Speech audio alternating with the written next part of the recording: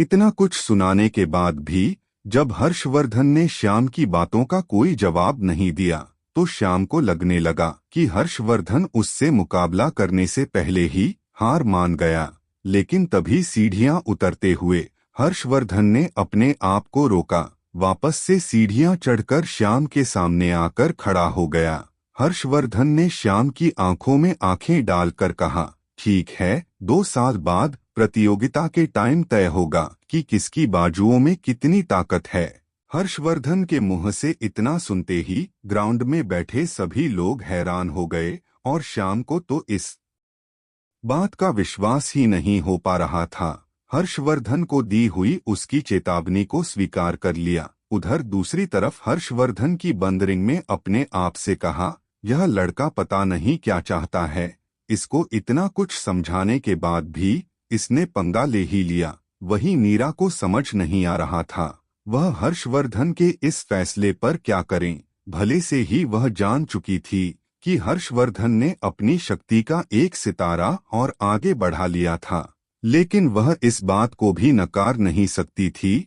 अभी हर्षवर्धन की शक्तियां इतनी नहीं बढ़ पाई थी कि वह श्याम का सामना कर सके, और तो और सबसे बड़ी बात यह थी, हर्षवर्धन 2 साल में ऐसा क्या कर लेगा जिससे वह श्याम से मुकाबला करने के काबिल बन पाए। यही सब सोचते हुए नीरा परेशान होते हुए वहां से उठी और हर्षवर्धन के साथ ट्रेनिंग ग्राउंड से बाहर निकल गई। रास्ते में नाराज होते हुए नीरा ने हर्षवर्धन से कहा, आखिर क्या जरूरत थी तुम्हें यह सब कहने की? क्या मेरे समझाने के बाद भी तुम्हें कुछ समझ में नहीं आया?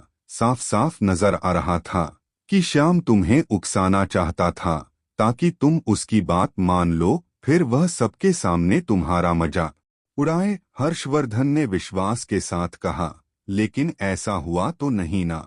शायद तुमने इस बात पर गौर नहीं किया, जब मैंने श्याम की चुनौती को मान लिया फिर तुमने देखा उसके चेहरे का रंग कैसे उड़ गया था।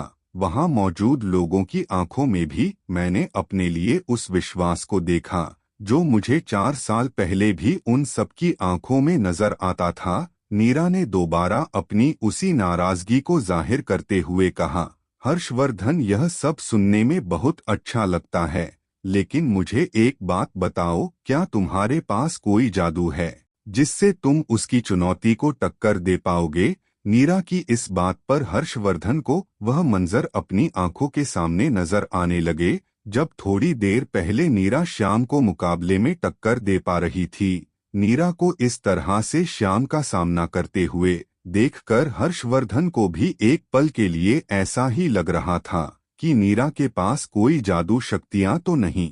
अगले ही पल हर्षवर्धन ने नीरा से पूछा, वैसे तुम्हारी शक्तियों का राज क्या है? क्या तुम्हारे पास तारकश के लोगों से अलग शक्तियां हैं? क्योंकि जिस तरह से तुम श्याम से मुकाबले में सामना कर रही थी, उसे देखकर तो मुझे बिल्कुल भी तुम आम लड़कियों जैसी नहीं लगी। हर्षवर्धन की इस बात पर नीरा थोड़ा सा हड़बड़ाने लगी। उसे हड़बड़ाते हुए देखकर हर्षवर्धन को ऐसा लगा जैसे कि उसकी कही हुई बातों शायद कोई सच्चाई जरूर छुपी हुई थी। तभी नीरा ने अपनी उस हड़बड़ाहट को छुपाते हुए कहा, हर्षवर्धन बात को पलटाने की कोशिश मत करो, अब यह सोचो तुम उस श्याम का मुकाबला करोगे कैसे? हर्षवर्धन ने नीरा को सीधा जवाब नहीं दिया। यह बात करते करते दोनों मौर्य महल पहुंच चुके थे। नीरा अपने कमरे में चली गई और हर्षवर्धन नीरा के बारे में सोचते हुए महल के सबसे ऊपर बने कमरे में आ गया। थोड़ी देर बाद अपने बेड पर बैठकर पानी पीने लगा। पानी पीते हुए उसने अपने आप से कहा, पता नहीं क्यों लेकिन नीरा मुझे कभी कभी बहुत ही अजीब सी लगती है।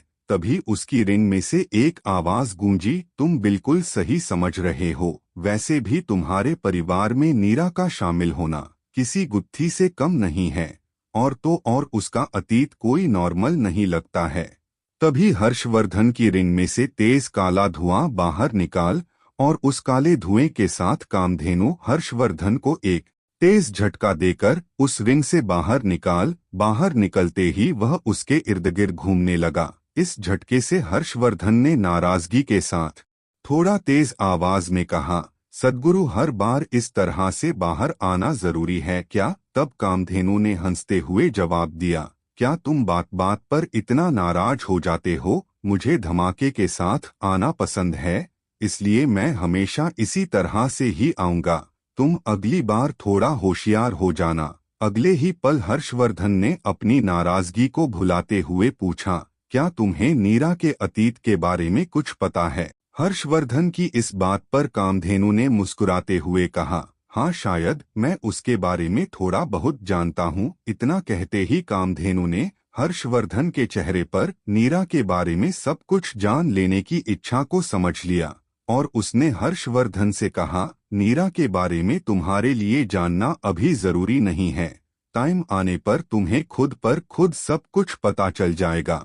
फिलहाल मैं तुम्हें नीरा के बारे में सिर्फ इतना बता सकता हूँ कि वह बहुत ही ताकतवर परिवार से संबंध रखती है। हर्षवर्धन को इस बात का एहसास हो गया कि उसके सद्गुरु उसे नीरा के बारे में और कोई नई बात नहीं बताने वाले। उसने अपने चेहरे से नाराजगी जाहिर करते हुए अजीब सा चेहरा बना लिया और अपनी अलमारी को खोलकर सोमरस धारा के जार को देखने लगा। तब कामधेनु ने उससे तुरंत कहा, उस जार से दूरी बनाए रखो। तुम्हारी शक्तियों को अगले सितारे तक पहुंचने में अभी हमें उसकी जरूरत पड़ेगी। इतना सुनते ही हर्षवर्धन ने एक झटके के साथ उस अलमारी को बंद कर दिया और वापस से अपने बिस्तर पर आकर बैठ गया। इस बार कामधेनु ने नाराजगी जाहिर करते हुए कहा, मैंने तुम्हें इतना समझाया, फिर भी तुमने आखिरकार उस श्याम से पंगा ले ही लिया। हर्षवर्धन ने कामधेनु को कुछ पल के लिए घूर कर देखा, फिर चिड़चिड़ाहट के साथ कहा, मैं तो सिर्फ उस मुकाबले से कुछ सीखना चाहता था, इसीलिए मैं वहां गया था। पंगा उसी ने लिया, अब उसने चैलेंज दे ही दिया। आप मुझे कुछ ना कुछ तो सिखाएंगे ही ना। अभी मेरे पास सिर्फ सेक्यूम हैंड टेक्निक है बस। कामधेनु ने हर्षवर्धन की बातों को समझते हुए तुरंत कहा, ओ तो तुम मुझे जल्द से जल्द सब कुछ सीखना चाहते हो? हर्षवर्धन ने मायूस होते हुए कहा, हाँ, और मुझे टेक्निक हर हाई लेवल को सीखना है। हर्षवर्धन को उदास होते देखकर कामधेनु ने मुस्कुराते हुए कहा, ठीक है, तुम जरूर सीखोगे, आखिरकार तुम मेरे चेले हो। हालांकि तुम्हारी हालत फिलहाल बहुत ही खराब है, लेकिन तुम फिक्र मत करो, हमेशा तुम्हारी हालत इस तरह की बिल्कुल नहीं रहेगी। मैं तुम्हें तारकश की सारी शक्तियां सिखाऊंगा।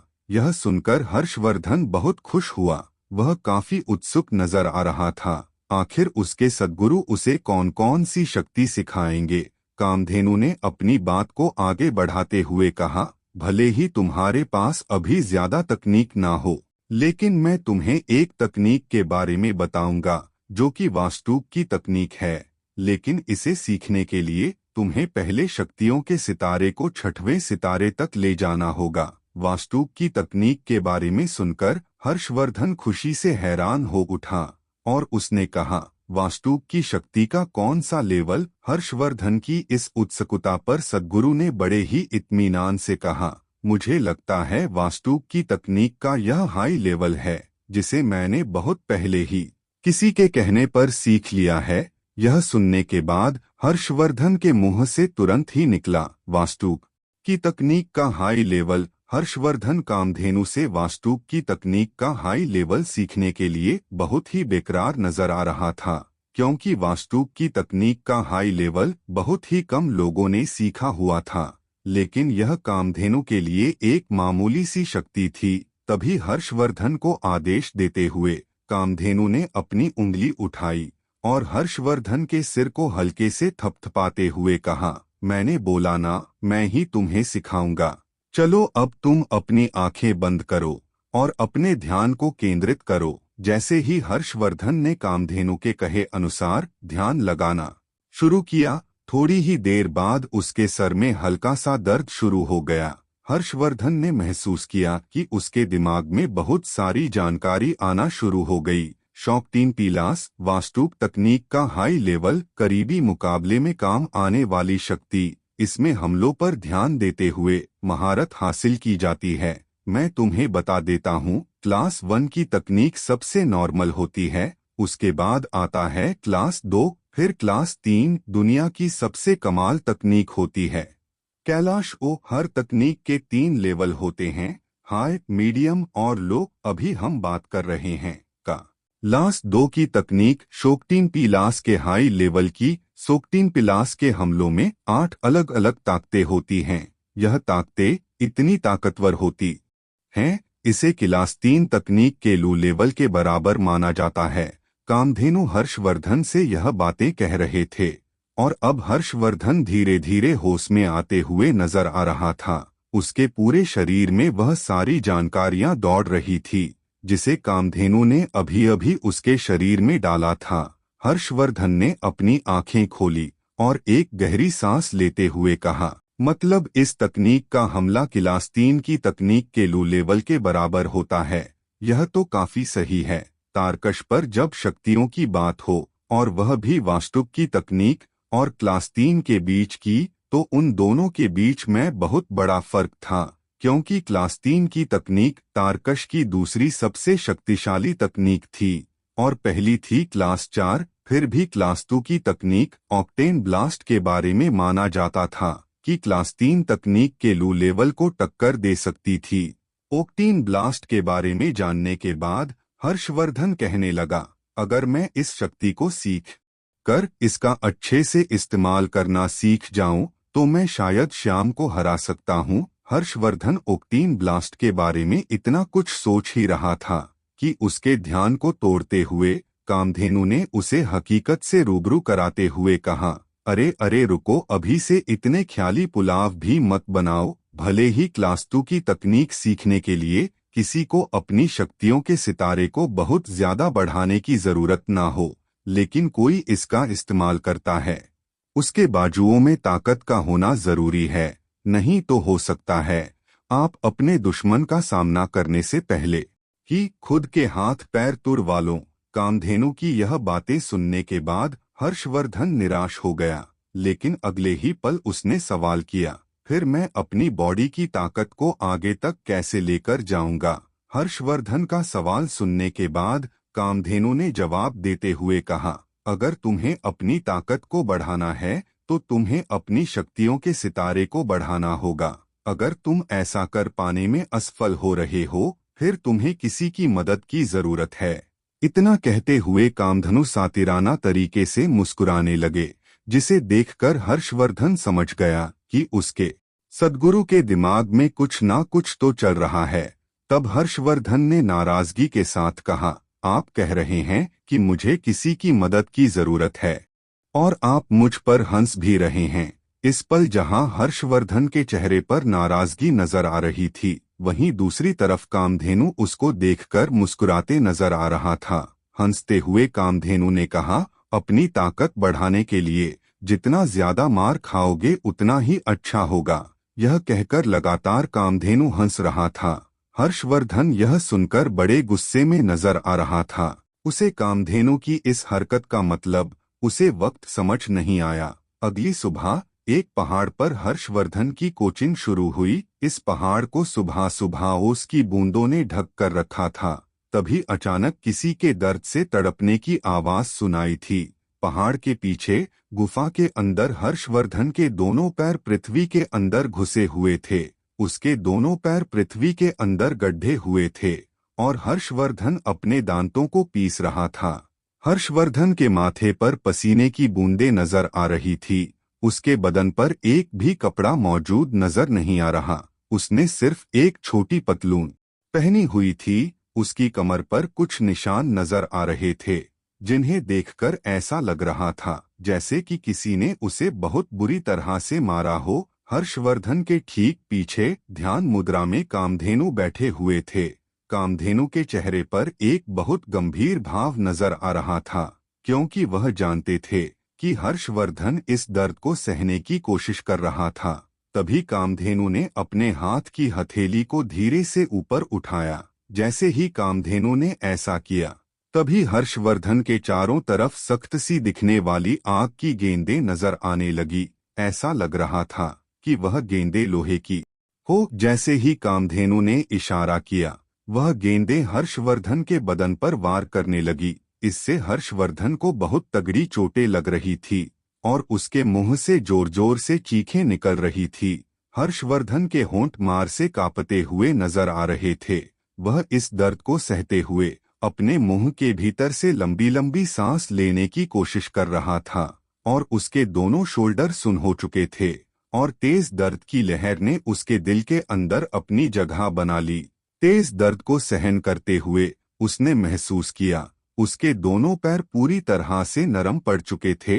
अब उसका संतुलन पूरी तरह से डगमगाने लगा था। इस दर्द को सहन करने के कुछ देर बाद अब उसका बदन पूरी तरह से धीरे धीरे सामान्य होता चला गया। जब उसके दोनों शोल्डरों का दर्द दूर हो गया, हर्षवर्धन का चेहरा सामान्य होते जा रहा था और उसने अपने आप पर चिल्लाया, एक बार फिर से सद्गुरु। हर्षवर्धन को देखते हुए कामधेनु के मुरझाए हुए चेहरे पर एक मुस्कान दिखाई दी। उन्होंने धीरे से अपने सर को हिलाया और एक बार फिर से अपने हाथों से इशारा किया। उनके इशारे से वह लोहे की गेंदें हर्षवर्धन के बदन पर जाकर बरसने लगी। पहाड़ की इस छोटी सी खुफिया जगह पर हर्षवर्धन के मुंह से दर्द की चीखें सुनाई दे रही थी। कामधेनु के हमले हर्षवर्धन के बदन की सहन शक्ति को बढ़ा रहे थे। हमलों ने हर्षवर्धन की बॉडी को बहुत नुकसान पहुंचा, लेकिन हर्षवर्धन ने इस दर्द को सहन कर लिया। सब कुछ सहन करने के बाद हर्षवर्धन लड़खड़ाता हुआ कामधेनु के पास जा पहुंचा और पृथ्वी पर गिरने के बाद उसके मुंह से एक धीमी आवाज निकली, आहा, अब आप क्या कहेंगे सद्गुरु मेरी ताकत के बारे में। आगे की स्टोरी को सुनने के लिए हमारे चैनल अधिकाल ज्ञान स्टोरी को सब्सक्राइब करें, शेयर करें और सुनते रहिए। हर्षवर्धन एक सुपर योद्धा।